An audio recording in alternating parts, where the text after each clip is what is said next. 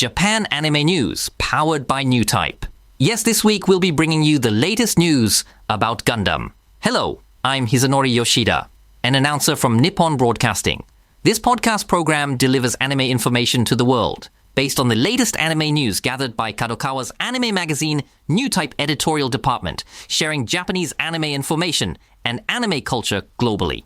We're recording this program on May 25th, 2025, a date with an incredible number of 2s and 5s, and using the multilingual voice translation tool Lingueene for translation. Please note that languages other than Japanese are translated by AI and may contain expressions that are not entirely accurate. Yes. So, on the day of the recording, they're holding the Crunchyroll Anime Awards for 2025. And Creepy Nuts, Lisa, and Chocolate Planet are appearing. I just mentioned it, but is Chocolate Planet referring to Roboco? I mean, what else could it be, right? And the host there was, well, how should I put it? Someone I've worked with on various anime projects and programs, including radio shows. Recently, she's been involved in an event called Wait, I Can't Festival, where idol girls who are serious otaku get to show moments they find too precious. Wait, I can't. Sally Amaki, who I've invited to appear at such events, is hosting. I wonder if it's okay to invite her to something like this. Someone who hosts such a global award ceremony. Well, I guess it's fine.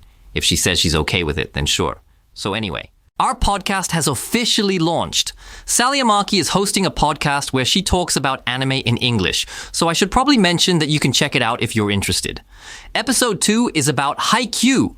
Apparently, she'll explain in English the quote, "The fact that you're weak means you have room to grow." Isn't that exciting? I've heard that quite a few people listen to podcasts for English learning purposes. The producer told me they're trying to capture that market in a unique way with this show called Anime English Club with Sally Amaki. Though I'm pretty sure the content will be quite biased, you know? Yeah, I'm certain it'll be biased. Well, you know, recently I've been hearing about different English learning methods. Separate from that, I was reading this book, well, actually listening to it on Audible, and it said, the most important thing is to listen to content you're actually interested in. And I thought, yeah, that makes sense. Otherwise, your vocabulary won't grow, and you won't understand anything no matter how much you listen. So I was thinking that's exactly right. And it would be great if there were podcasts about international topics that really interest me. I wonder if there are any good ones. I'm actually quite fond of American football, you know. I bet there are podcasts about American football where they just talk in English the whole time. I'm sure they exist.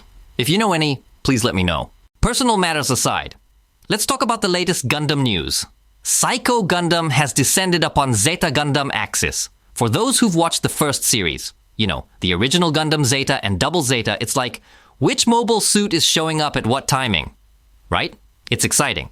For those who watched the original series, it's truly enjoyable. So anyway, in Zeta Gundam Axis Episode 7, Psycho Gundam made its appearance, and everyone's like, this isn't just a clan battle anymore. It's war. Well, that's because the original anime was about the tragedy of war. People are buzzing about how they're just going all out with this. Everyone was waiting for this moment. And since it's being made by Kara rather than Sunrise or Bandai Namco Filmworks, people are saying it might be even better. But you can definitely tell it has a different feel when it's not made by Kara, you know? The Psycho Gundam is really great. The color is definitely Psycho Gundam, no doubt about it. And then there's the Dumb Shark, you know. It's amazing how we can now enjoy these plot threads that we've been setting up for 20 years. It's really fascinating, almost like watching kabuki actors evolve. It's similar to saying, I've been watching Shichinosuke since he was little and now he's such a great actor. It also feels like the way people enjoy saying, back when they did the original first Gundam, you know, it reminds me of people who say things like, I once saw the sleeping quarters of the previous generation of Banraku puppeteers. That's the kind of enjoyment we're experiencing here. Well, about that. Hiroko Morikawa's Eternal Wind finally has an official music video after 34 years. It just wasn't that kind of era back then. The music video for Eternal Wind Smile in the Shining Wind orchestra version, which will be included in Hiroko Morikawa's album Gundam Song Covers Orchestra, releasing on June 18th, has been published on YouTube. It was originally released in 1991 as the theme song for the movie Mobile Suit Gundam F91. F91 was running in 1991, of course. Have I mentioned this before? I actually lined up from early morning at Yurakucho Marion to see the stage greeting for Gundam F91 when I was a first-year high school student. Hiroko Morikawa wasn't at that stage greeting. She was extremely busy as a variety show talent at the time. I vaguely remember that Koji Tsujitani and Hiromi Tsuru, who voiced Seabook Arno, were there. And now that same otaku who was there back then has become someone who hosts anime events and such. Is this Morikawa's... I think everyone thought this was an incredibly good song even back then. I feel like people sensed a gap because Morikawa was so successful as a variety talent at the time. And there's been quite a reaction from Gundam fans to astronaut Takuya Onishi's video. JAXA astronaut Takuya Onishi updated his X account on the 18th, posting a video of himself controlling his posture in zero gravity. This is something astronauts naturally do as part of their training and experience, but Mobile Suit Gundam fans quickly responded to it. They were asking if this was AMBAC control. It's AMBAC. Is this AMBAC control? They're saying things like, he's doing AMBAC in real life. So legs weren't just for show after all, I moved. That's the story going around. Apparently, astronauts often come up with original demonstrations that become quite popular online. They're really doing it. Really doing it. From what I can see, Onishi is moving his legs similar to pedaling a bicycle. And when he does that, he gradually moves in the same direction as his pedaling motion. I suppose it's about creating resistance against the air. That must be it. That's the kind of movement he's demonstrating. I once had the opportunity to speak with astronaut Satoshi Furukawa at a JAXA event. I believe Furukawa mentioned he had done something that hadn't been released to the public yet. Furukawa used to play baseball back in the day. He told me that in zero gravity, he threw a ball, then moved faster than the ball to get ahead of it, and hit it back all by himself in space. Has that footage been released yet? Maybe not. That's what Furukawa said he did. It's kind of like an improvisational comedy challenge. What would you want to do in zero gravity? It's pretty dreamy, isn't it? I wonder about this. I'm turning 50 this year. For people around my age, it wouldn't be surprising whether we experience zero gravity in our lifetime or not, given our generation. But for my daughter's generation, those not even 20 yet, they'll probably get to experience it before they die. Space travel or experiencing zero gravity might be possible, but it feels like we're just on the edge of regular people being able to do it in the next 50 years. What do you think? If it's dangerous, I'd still want to go though. I think there's a chance, but I wonder what I'd do when the time comes. What should I watch in space? Maybe planets? Ha ha ha. I need to think about what to watch. Well, it does start with an accident, but that's fine. I mean, Porco Rosso had all those plane crashes, and wasn't that originally a JAL promotion or something? It's fine. That's just how it is. Of course I'd like to watch Gundam too, but compared to Gundam, the way people die in planets seems more acceptable somehow. Mobile suits won't be possible in our time. Even in the next 50 years, mobile suits are definitely out. I just have a feeling that debris collection jobs like in Planetes might actually become a real thing. Now let's move on to other anime news. Netflix's first Korean animated film, The Moon Represents My Heart, will be streaming from May 30th. While Netflix has mountains of Korean content like Korean dramas, including Squid Game, this marks their first original Korean animated film, The Moon Represents My Heart, which will be exclusively streaming worldwide from May 30th. It's a love story depicting a long-distance relationship between an astronaut and a musician, set in Seoul in the year 2050. Well, that makes sense, but when you think about it, anime really is concentrated in Tokyo. So many things always happen in Tokyo. In this story, Na-young, a scientist who dreams of Mars and works as an astronaut, and Jae, a former musician who has lost his dream, are immediately drawn to each other when they meet. However, their relationship takes a sad turn when the door to Mars, exploration, which Na-young has always wished for, finally opens. Korea hasn't really been involved much in space development. There are various national circumstances behind this, which is why stories about Korean astronauts are quite rare in a sense. It's a reflection of national character. Japan, of course, has JAXA, so there's a lot of discussion about that. But rocket technology basically began with Dr. von Braun creating the V2 rocket in Germany during World War II. It was a weapon. Germany eventually lost militarily to America and the Soviet Union during that era, partly because it would have been problematic if they had continued developing such technology. Since rocket technology branched out from there, there's a theory that the fundamental technological systems of Soviet, now Russian, and American rocket technology are essentially the same at their core. This area, I'm just a humanities person from a private university talking off the cuff, so take what I say with a grain of salt. But Japan had this genius called Dr. Itokawa. And since Japan's rocket development started with Dr. Itokawa's horizontal rocket launch experiments, Japan's rocket technology is fundamentally different from others. Japan is one of the few countries with this alternative technology. So when you think about it, there's something spiritual about why Japan is so eager to create anime about rockets and space. Conversely, it makes sense that Japan isn't as good as Korea at making tense war dramas. You really understand this when you visit Korea. You regularly see people in military uniforms walking around on the streets there, something you just don't see in Japan. The trailer is already out. How should I put this? It really shows how Makoto Shinkai's influence has spread throughout the world, I think. Wow, it's incredible. The premise itself has a bit of that Voices of a Distant Star feel to it, but then again, if we're going there, the place promised in our early days was similar too. And well, 5 centimeters per second also. I mean, most of Shinkai's works have that cosmic essence to them, but they also consider weather patterns, right? Actually, your name ultimately went in that direction too. That's exactly it. Well, there are many examples. Speaking of space and animation, this Korean anime will be streaming from May 30th, though I haven't had a chance to watch it yet. Then, details about Kyoto Animation's 7th Fan Appreciation event were announced. The 7th Kyoto Animation Fan Appreciation event, We Are Now. The World of Kyoani exhibition will be held on October 25th and 26th at Kyoto City Miyakomese. That's kan, as in business, written with the characters for City Hall.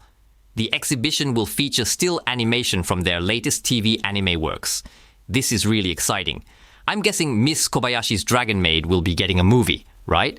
The exhibition will primarily showcase works released since 2018, including Sound, Euphonium, Tsurune, Free, Violet Evergarden, Love, Chunibyo and Other Delusions, The Heike Story, and many more. Then there's Shonen Jump Plus. Right now, Jump Plus is truly the foundation of Japanese content and entertainment. It's become a site that has spawned not just anime, but also numerous TV dramas. And recently, a documentary book about how incredible this platform has become was published called Challenge of the Champion. I actually wrote a review of it, and I just heard it's already going into a second printing. Amazing. A paper book reporting on a digital platform getting reprinted. This book was written by the wonderful writer Tobeta-san from TV's Tsukima-san, and it commemorates the 10th anniversary of Shueisha's manga app Shonen Jump Plus. They released this documentary book as part of the 10th anniversary celebration.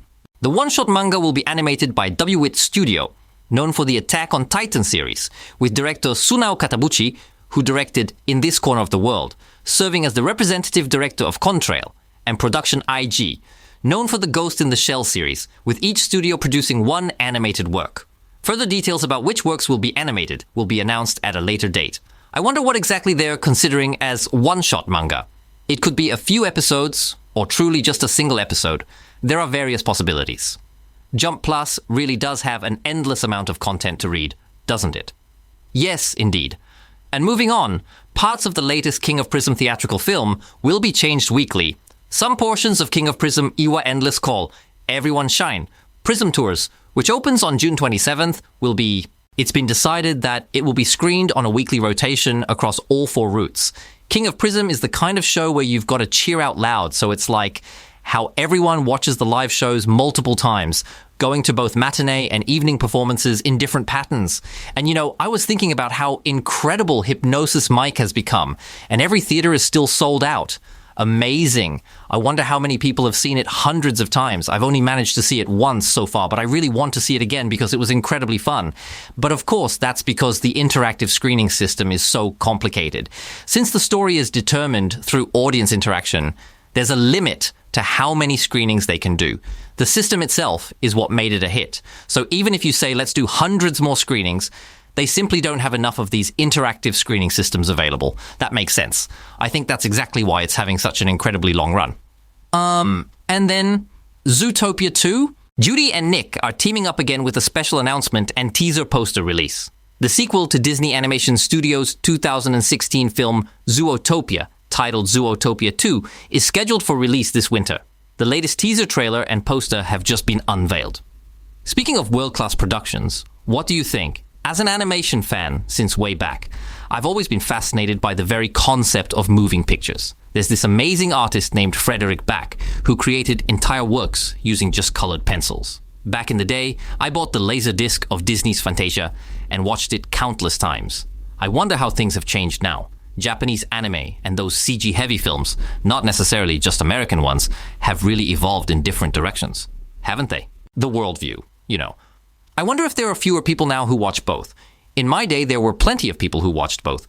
When I'd check out Newtype magazine, I'd see things like, oh, Frederick Back is showing at Theater Shinjuku, and then go see it. Now, though, Zootopia made what, 7.6 billion? With just one film. That's a huge box office success. When you think about it, I guess that's why live-action foreign films aren't being watched much in Japan anymore, in terms of numbers. Looking at it that way, people really do prefer animation. In Japan, well, there was also Frozen. Apparently, Zootopia was the biggest hit since Frozen. Japan really does love animation no matter what. All right then, shall we move on? We've received so many emails. Wow, that's a lot. Thanks for joining us, Go2. Well, let's start with a story from one of our contributors. Yes, this one is from Barcelonianco number 8. Thank you for participating. Following last week's Bakeneko Anzu-chan, the Kaiju number 8 season 1 compilation film was released in theaters in Barcelona, so I went to see it. Oh, while I'm happy that the number of anime films being released in theaters has been increasing lately, both last week and this week, the audience consisted of just my wife and me, a private screening. I'm concerned that this might lead to fewer anime theatrical releases in the future. I wonder if there would be more people if we went at a different time. What do you think? But monster movies are definitely best seen on the big screen, don't you think? I was a bit disappointed that my favorite opening sequence wasn't included, but I thoroughly enjoyed the powerful animation. About that issue I mentioned last week in Spanish theaters where they turn the lights on immediately when the end credits start rolling. It happened again. For Kaiju number 8, however, the lights remained off during the end credits because they were showing Hoshina's Day Off right after. I didn't know about this additional feature, so when the lights stayed off during the credits, I thought maybe the lighting technician had listened to our Japan anime news broadcast last week, but then the lights came on abruptly, just as the bonus feature ended. At the very end, there was something that looked like slang that might be misinterpreted in other countries, so I'll personally refrain from reading it. But thank you anyway. Indeed. I do understand how far the double features go, including the one in Barcelona. So, I received this message from Japan Anime News. Foreign reactions. Hello, Yoshida-san. The last time I watched a movie in a Japanese theater was either Char's Counterattack or Gundam Formula 91. I'm Captain E. Thank you very much. Last time we discussed how in different countries the lighting in theaters either stays dim or brightens up during the end credits. Barcelonian Co. asked me how it works in America. Well, this is a message board after all. I thought I had received a perfect pass like an authentic Barcelona soccer, but initially, Barcelonian-san was posting about baseball anime. Ironically, I'm the one from a country with Major League Baseball. Yet I thought of soccer, which made me chuckle. It's amusing how this is gradually turning into a message board-like situation. Regarding American movie theaters, they generally remain dark throughout the screening. When the end credits roll, they turn on just enough lighting to see your way to the exit, but it doesn't get very bright. However, since most staff are high school students working part-time, they often start cleaning with the doors left open, creating an atmosphere that makes you feel like you need to leave quickly. When a film has an emotional ending, I personally want to soak in the atmosphere, so honestly, I wish they would hold off on the cleaning. In American movie theaters, popcorn is the main snack, but when the movie ends, the floor is often completely covered with popcorn and really messy. I imagine the staff want to clean up quickly before the next screening begins. Around 2010, when Marvel's superhero series started and it became standard to have an additional scene after the end credits, I noticed more people asking the cleaning staff who come in after the main feature ends whether they should stay seated or if there's more content after the credits. Usually the staff are pretty friendly and tell you, yeah, there's more, so you'd better stay seated. But they do come in to clean at that stage. Still, quite a few people leave as soon as the end credits start. And with cleaning happening right in front of you, it's not really an atmosphere where you can immerse yourself in the afterglow of the film. I wonder if this varies by country. I'd like to know how it works in other countries. Yes, I'm curious about that too. I actually love traveling abroad enough that I'd readily go if invited. But unfortunately, that's true. When you go to movie theaters in other countries, people probably don't go in if they don't understand the language. But hearing about this makes me want to learn about movie theater culture in other countries too. Even if I don't understand the dialogue, I might want to check it out. I'm a bit interested. This is my first time sending an email. Thank you for being here. Hello, Mr. Yoshida. I'm Nushisuke. Nice to meet you. Hello, I'm Yoshida. I suppose you know me since you always mention me. I enjoy listening to your show every week. I'm truly moved and grateful for how Yoshida-san articulates what I've been feeling with such deep understanding, high resolution, and genuine love for various manga and anime works. Really, thank you so much. I'm absolutely shocked that the manga radio show is ending on another program. You know, this show has a public email address, but the manga radio show doesn't. Thanks to everyone. If you look at the hashtag manga no radio, you'll see tons of comments asking if it's really the final episode. I hardly ever saw feedback before, but according to podcast statistics, I knew people were listening, so I thought it would be fine. But seeing people actually express their feelings made me realize they really cared. The final episode just went live on Sunday. I hate to bring this up now, but I'm currently in the middle of trying to find someone who might be interested in taking over as a sponsor. If anyone's interested, you can contact us here. The department and contact person are the same, so I'd be happy if you could send something our way. As for Japan anime news, is that okay? You don't know? I guess you wouldn't. Well, I'm not sure either at this point. This program has been getting more contributors lately, which makes me want to join in the fun a bit. Thank you for that. I'm currently 38 years old, and the other day, right after Golden Week, I was drinking with two people in their early 50s when the conversation turned to Gundam. That sounds like Gundam harassment. Yes. Both of them said they liked First Gundam. They hadn't really watched G-Crux, so I tried to evangelize them about G-Crux. Char piloting the Gundam in a world where Zeon won? I was surprised when someone was shocked by just that entrance. It's a bad habit of us otaku, but we live assuming everyone on Earth shares our common knowledge of favorite anime and manga. I never thought someone would still be surprised by that part of Zeke Works. You're right, I reflected that I might have started off wrong. I haven't checked if they watched it afterward. This season, Zigaks and Lazaron are the two dominant shows on broadcast TV, and I understand why. I can't watch any other anime now. The only exception is on Netflix, where I'm also getting into Moonrise. I haven't seen this one. Could you please bring back Fukabolix too? Mr. Files, Files Eye Channel. I'd also like to hear about Kishibe Rohan. That's right. You're really keeping up with the show, aren't you? Thanks for listening to the podcast. Sorry for the long message, but I'd be happy if you read it. Looking forward to the broadcast. I know you must be busy with graduate school and everything, so please take care of yourself. Sorry and thank you. You're following everything, aren't you? Thank you. Well, you know, for me, podcasts are, how should I put it, the easiest way for me to put something out there. There's no way I could spend this much time writing a blog. If I had to write a blog, it would definitely be faster for me to just talk instead, which is why I'm doing this format. Thanks for sticking with me. Now, shall we move on to another format, another person? Hello, Yoppie, the Grand Principle of Chivalry 1. This came from Folderdesk-san. See, this is the bad thing about otaku. There are people who haven't seen Hegemon System Reunite, even though I live thinking that any anime or manga I know must be common knowledge shared by all humanity. I actually couldn't remember it for a moment myself and had to search for it just now, thinking, what was that again? Oh right, it was Reunite by Hiroshi Yuki. I've watched Lazarus up to episode 7. It's fascinating with a storyline and development I love. The premise that humanity will be extinct in 30 days after the opening, all because of a drug created by a single genius, Kako Yama-chan, though Yamadera-san is just playing the role, really pulled me in.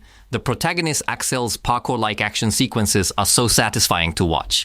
As mentioned before, director Shinichiro Watanabe's stylish BGM and visuals are incredibly pleasing, reminiscent of Macross Plus and Cowboy Bebop. Yes, indeed. I've also been watching Apocalypse Hotel. I was surprised when I checked out the opening and ending and found out they were by Aiko. They really match the luxurious visuals perfectly with an irresistibly cute atmosphere. I hope someday Bethesda, famous for their pull-out mechanics, will make it into a game. Apocalypse Hotel definitely has that game-like feel to it. Changing topics. I hear there's an event for You're Under Arrest. Can you believe it? They're screening the OVA and the first movie. Because of You're Under Arrest, I'm abbreviating the title here, and I just realized I'm actually abbreviating the series as Arrest. It says, because of Arrest, I've decided that if I buy a car, it'll be a Honda today. I don't think they used to abbreviate You're Under Arrest much back in the day. Well, You're Under Arrest is super famous, but since it's a lottery system, I don't know if I'll be able to participate, but I'll apply anyway. I'm looking forward to your stream. Please take care of yourself. Oh, is Kosuke Fujishima here? And the original creator, Hiroyuki Nishimura, is also here, director Furuhashi? No. Oh, it's the cast members, not those people. Well, that's wonderful too. Yan. There was already a cast version. But really, when you reach 40 or 50, it feels good to see people who are passionate about the things we loved back then, working hard on them professionally. It was in March, and Sakiko Tamagawa and Akiko Hiramatsu were there. That brings back memories. It's nostalgic. But speaking of nostalgia, shall we go to the last email we received from Radio Remenschlock? We also had an email from Forte earlier about Apocalypse Hotel. Hello to Yoshida-san and all the staff. Hello everyone, this is originally from Arale-chan Dr. Slump. After sending a message saying I was enjoying Apocalypse Hotel 2 weeks ago, I've been thinking about what makes it so interesting, but it's quite difficult to pinpoint. There's so much to love. The human-like robots, aliens, the overflowing dialogue, the chaotic gags, the adorable hotel staff, Haitri Robo-san is my favorite, and so much more. Perhaps what I love most about Apocalypse Hotel is how it always goes beyond expectations, taking unpredictable turns that keep me excited with each episode. P.S. The seniors whose reviews I follow on X have been recommending anime similar to this series, and I see what they mean now. Among them, I was particularly interested in the Yokohama Shopping Trip Chronicles. And you know, this planet is going to perish too, just like in 21 Emon. Speaking of hotel stories, there was that drama on TBS directed by Takashima-san based on Shotaro Ishinomori's work, right? But for us, Fujiko F. Fujio's 21 Emon is the quintessential hotel story. That's absolutely true. 21 Emon is similar, I get it. Actually, 21 Emon might be my favorite Fujiko F work. I understand, I thought the absurdity of that potato-digging robot was brilliant, so that's what you liked about it. Now I'm starting to understand why you love Apocalypse Hotel. Also, Yoshida-san, I reported on another program that I watched, Brad Love, because of you, but I've never had the chance to discuss my thoughts about it with anyone, either in person or online. I'd really love to talk about it, but discussing Brad Love is probably impossible. I've only met with director Mamoru Oshii himself. The lead actress in that work was Ayane Sakura, and when I mentioned that I watched it with her, people were quite surprised. That project was truly extraordinary. It was outrageous in so many ways, and when I asked what it was like, I heard that director Oshii was such a genius that nobody could understand what he was saying. Personally, I think that's all part of what makes a good work like Blood Love. Let's make Apocalypse Hotel a trend here. Everyone's watching it anyway. I'll watch it too. It's interesting, but the way it defies expectations is what sci-fi is all about. With tearjerkers, you can predict things like, this character is going to die, or this person will return, right? With Apocalypse Hotel. While Izumi Takamoto is credited for character design, the whole thing is essentially a Takamoto work. I really love how the production team seems to have wanted to create something with that unexpected, out-of-left-field feeling, like Izumi Takamoto's works. Science fiction is truly about getting answers from places you'd never imagine. There's also this slight underlying uneasiness that's common in apocalyptic stories, ultimately tales about humanity's extinction. I wonder where this show is heading. In that sense, I might be enjoying it more in real time than I did with Ziga X. Of course, Ziga X was fun too, but the festive atmosphere is different here. With Ziga X, there was this huge festival vibe with all the Gundam fans discussing everything together. With Apocalypse Hotel, it's more about my personal taste. That's the difference. On broadcast TV, I see. It's on Nippon TV. Both shows are on Tokyo broadcasts in the Kanto region. That's really confusing, isn't it? Why did they bring in Sigwax this time? It's hard to record when it's buried in the variety show block. But anyway, that's a separate issue about Taikyu's programming schedule, so let's leave that aside. Apocalypse is getting the short end of the stick here. It might be better if anime fans could watch these shows back to back. And that wraps up Naoki Yoshida's Japan Anime News powered by Newtype ending. When posting your thoughts about the show on social media, please use the hashtag DocJAnime. If you have any feedback about the program or anime news you'd like me, Yoshida, to talk about, please send an email to janime1242.com. That's janime1242.com. Also, I'm currently doing this thing called Anime Data Award with Mr. Kataoka, the anime manager at Regza, and we can actually see data like how many people are watching both Sigax and Apocalypse Hotel from that data. I wonder how it'll turn out. We're doing it tomorrow. We should find out the day after our recording. The archive will probably remain available, so please check that out if you're interested. Well then, I'll be back next week with the latest anime news. This has been Naoki Yoshida, Nippon Broadcasting System announcer.